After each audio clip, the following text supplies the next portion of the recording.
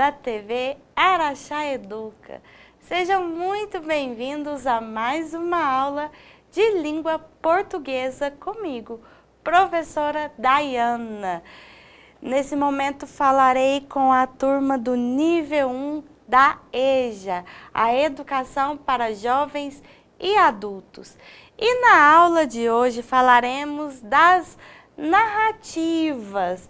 E dentro das narrativas nós temos alguns elementos temporais que marcam o tempo dentro de uma narrativa, certo?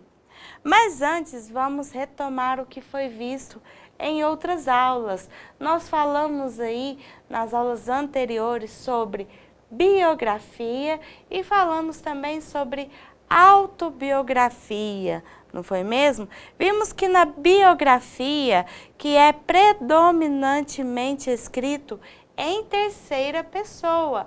A biografia é quando eu falo de outra pessoa, quando eu escrevo de outra pessoa, de uma pessoa ilustre, uma celebridade, alguém a quem eu admiro, né? E a biografia também tem o objetivo de relatar e descrever fatos sobre alguém. Utiliza relatos, documentos, cartas e testemunhas para a construção da escrita daquela história que vai ser exposta na biografia. E nós falamos também da autobiografia e vimos aí que as características da autobiografia, que é quando eu escrevo sobre a minha história, sobre a minha vivência. E a autobiografia predominantemente escrita em primeira pessoa. Se eu falo de mim, eu falo em primeira pessoa. Se eu escrevo de mim, eu escrevo em primeira pessoa. O autor narra a própria trajetória, a própria vida e pode ser a publicação de um diário. A narrativa com base nas memórias. Quem aí tem o hábito de escrever diários? Falar sobre o seu cotidiano na escrita, você tem esse hábito? E o seu diário pode se tornar aí uma obra no futuro, quem sabe, falando aí, traduzindo para outras línguas, certo? Então a autobiografia é o que eu escrevo de mim mesmo. E agora eu convido para uma leitura. Antes disso, eu quero saber se você conhece essa ilustre pessoa, Maria do Carmo Miranda da Cunha. Conhece? Olha só, ela nasceu em Canaveses, em Portugal, em 9 de fevereiro de 1909. E faleceu em Los Angeles, lá nos Estados Unidos, em 5 de agosto de 1955. Sabe quem é? Essa maravilhosa, a Carmen Miranda. Lembram nas aulas aí de autobiografia, de biografia, falamos que o nome da pessoa vem completo quando lemos a sua história em um livro biográfico, certo? Vamos ler aqui um trechinho da sua biografia. Vamos lá? Carmen Miranda nasceu em 9 de fevereiro de 1909, em Canaveses, em Portugal. Filha de José Maria Pinto da Cunha, um barbeiro, e de Maria Emília Miranda. Veio para o Brasil com menos de 1 ano de idade. Na adolescência, Carmen Miranda trabalhou em uma loja de chapelaria. A convivência com a vida agitada da Lapa, bairro do Rio de Janeiro, aproximou a adolescente da música e também influenciou nas suas referências estéticas futuras. Em 1929, Carmen foi apresentada ao compositor Josué de Barros, profissional que a inseriu em teatros e clubes. A carreira. A partir de 1930, Carmen Miranda entrou de vez no mundo da música, cantando na Rádio Sociedade. Logo, seu disco foi lançado e o seu sucesso veio com a marcha-canção Pra Você Gostar de Mim, mais conhecida como Tá Aí, escrita por Gilbert Carvalho. Sua carreira começou a ganhar novos ares ainda na mesma época, quando a cantora fez sua primeira turnê na Argentina, país ao qual retornou diversas vezes nos anos seguintes. Ao entrar para a rádio Mairink Veiga, Carmen Miranda tornou-se a primeira mulher a assinar um contrato com uma rádio brasileira. Bom, vocês viram que esse texto ele traz uma narrativa. Ele narra aí fatos da adolescência, do nascimento, de onde a Carmen Miranda nasceu. Traz aí relatando sobre a vida dela, sobre os pais, fala da adolescência, do que influenciou a viver de música, não é mesmo? E o texto narrativo, ele traz aí alguns elementos narrativos, não é mesmo? E os elementos narrativos, nós já falamos sobre as tipologias textuais, falamos sobre os tipos narrativos. E os textos narrativos vão trazer aí algumas marcas, vai trazer um narrador, no caso aí da biografia de Carmen Miranda, o biógrafo está narrando a história dela. Traz enredo, né, o que acontece, perdão, personagens, quem são os personagens que participaram da história da Carmen. O ambiente, mesmo que traga muitos ambientes, o ambiente da chapelaria, ambiente da rádio, dos shows, o tempo, quando foi que aconteceu, e também tem a marca gramatical, né, que é mais no passado, trazendo aí a gramaticalidade da narrativa mesmo, trazendo os fatos em suas marcas, né? E agora nós vamos falar, dentro da narrativa, nós temos aí alguns elementos temporais, que chamamos aí de marcadores temporais. Vamos ver. Olha um exemplo, um trechinho. Nasceu em 9 de fevereiro de 1909. Nós temos aqui falando do nascimento e a data. E o próprio verbo, né, nasceu, está indicando que é passado. E a data traz aí quando foi. Veio para o Brasil com menos de 1 ano de idade. Mais uma vez, o verbo mesmo trazendo aí essa marca de passado. E quando ela veio com menos de 1 ano de idade. Então, nós sabemos que ela nasceu em fevereiro de 1909, então talvez no início de 1910 ou no finalzinho mesmo de 1909, certo? E outra, na adolescência, Carmen Miranda trabalhou, então indicando aqui ó, um trechinho falando na adolescência, sabemos que Carmen veio a falecer já na fase adulta. Então, trazendo aí algo do passado. E o próprio verbo também indicando a ação, ó, trabalhou, marcando o tempo verbal no pretérito. Veja bem, o tempo por escrito, quando estamos produzindo um texto, que esse texto narra a história de alguém ou narra um fato acontecido, essa narrativa vai ter aí as suas marcas. E nós precisamos indicar o tempo em que aconteceu aquela ação, em que aconteceu aquela história, não é mesmo? Veja bem, tanto em biografias como em qualquer texto que conte uma história, ou seja, que narra uma história, é fundamental indicar a passagem do tempo.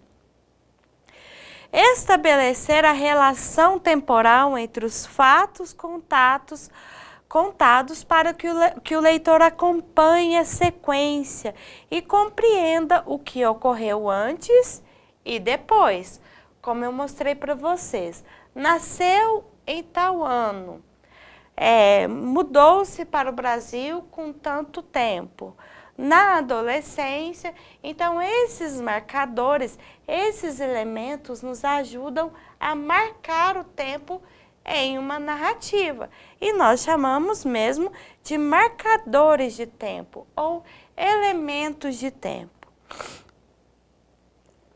E esses marcadores de tempo, marcadores temporais, nós temos aqui alguns advérbios ou locuções adverbiais que nos ajudam a marcar esse tempo. Por exemplo, hoje, agora, cedo, tarde, sempre, amanhã, de manhã, em breve, às vezes e ontem. Esses são só alguns advérbios e também locuções adverbiais. As locuções adverbiais que é mais de uma palavra e tem valor de advérbio. Então, nós temos advérbios de tempo que nos auxiliam aí na escrita, na construção de uma narrativa, indicando o tempo para que o leitor, para que quem vá ler a nossa história, se situe no tempo da narrativa. E entre os marcadores, dentro dos marcadores temporais, como vimos, os marcadores temporais são palavras ou expressões usadas para indicar tempo ou passagem de tempo. Em geral, os advérbios e as locuções adverbiais cumprem esse papel. Mas há outras palavras, além dos advérbios, além das locuções adverbiais, que também podem nos auxiliar na indicação do tempo, da passagem do tempo em uma narrativa, em uma história que estamos contando, certo? Vamos ver, por exemplo, alguns verbos, os verbos que indicam ação. Por exemplo, andar. Como eu posso colocar em minha história? Andava pela rua naqueles tempos, né? Ler. Lia velhos livros. Abrir. Abria as janelas todos os dias. Então, o próprio verbo, um verbo que possa indicar ação, também vai nos indicar aí marcadores de tempo, de quando acontecia. E verbos também que indicam fenômenos da natureza. Por exemplo, o verbo chover. Chovia todas as tardes no verão. Um exemplo. Outro verbo, trovejar. Trovejava a noite toda enquanto dormia. Ou nevar. Naquela manhã nevava o tempo todo, algo do tipo. Então, são verbos que eu também, indicando o passado, eu posso utilizar como marcadores de tempo.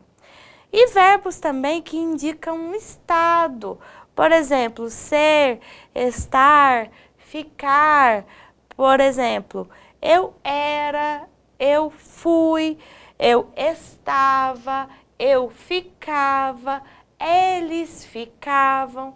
Então, o tempo verbal é que vai nos auxiliar. Eu posso utilizar, então, um verbo que indica ação, posso utilizar fenômenos da natureza, indicando o tempo passado, e também verbos que indicam o estado, ser, estar, permanecer, ficar, enfim. Usam-se os verbos para expressar o que acontece com o passar do tempo. Eles se modificam conforme o tempo ao qual se faz referência. Por exemplo, eu ando. Neste momento, eu ando. Agora. E está indicando o presente. Então, o tempo verbal é que vai indicar aí o marcador temporal. Olha só, eu andei antes, que vai indicar o tempo verbal, eu andei, até aqui, ó, indicando o passado. Outro exemplo, eu andarei depois. Mais uma vez, o verbo está indicando o futuro e o próprio termo depois também indica o futuro. Mas só o verbo, conforme a sua conjugação, o tempo verbal, ele já faz a marcação temporal da narrativa. Então, o que falamos na aula de hoje? Qual foi o conteúdo da aula de hoje? Nós falamos aí, relembramos das tipologias narrativa, da tipologia textual narrativa e falamos dos elementos que tem numa narrativa. E quais são os elementos? A minha narrativa vai ter o narrador, que é quem narra a história, o enredo, que é o contexto, o que acontece naquela história. Vai também apresentar os personagens que participam daquela história. Em uma biografia, por exemplo, as pessoas que fizeram parte da história da pessoa que é biografada. O ambiente em que acontece a história, em que acontece quando ela foi para a música, para a rádio, que foi o exemplo da Carmen Miranda que falamos. O tempo. A narrativa vai trazer também o tempo, quando aconteceu. Ah, professora, e se falar de tempo de chuva? Não, está falando do tempo, quando ocorreu a história. E também nós falamos dos marcadores temporais em uma narrativa, que quando escrevemos um texto, a gente deve estabelecer alguns marcadores para que o nosso leitor compreenda a passagem de tempo, né? Expressões que são usadas para indicar tempo ou passagem de tempo, são os nossos marcadores temporais, que nós podemos utilizar advérbios, por exemplo, hoje, ontem, locuções adverbiais, às vezes, de manhã, e também verbos. Podem ser verbos tanto de ação, fenômenos da natureza ou verbos que indicam estado, certo? E essa foi a nossa aula de hoje. Espero que você tenha compreendido e nos veremos na nossa próxima aula. Até lá!